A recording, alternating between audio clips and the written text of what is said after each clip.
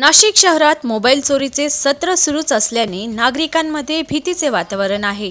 या पार्श्वभूमीवर पोलीस आयुक्त संदीप कर्णिक यांनी सर्वच पोलीस ठाण्यांना मोबाईल चोरीच्या आरोपींचा तातडीने शोध घेण्याचे आदेश दिले होते।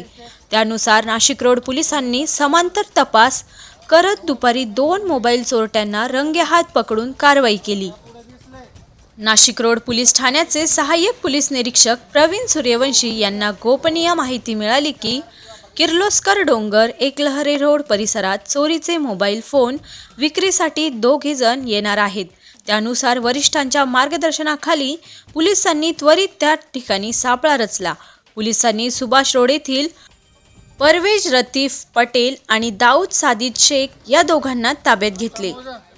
पोलिसांनी या आरोपींची अंगझडती घेतली असता त्यांच्याकडून चोरीचे 10 मोबाईल फोन आणि 1 दुचाकी असा एकूण 95,000 रुपयांचा मुद्देमाल हस्तगत केला। या कारवाईमुळे शहरातील अनेक मोबाईल चोरीचे गुन्हे उघडकीस येण्याची शक्यता आहे।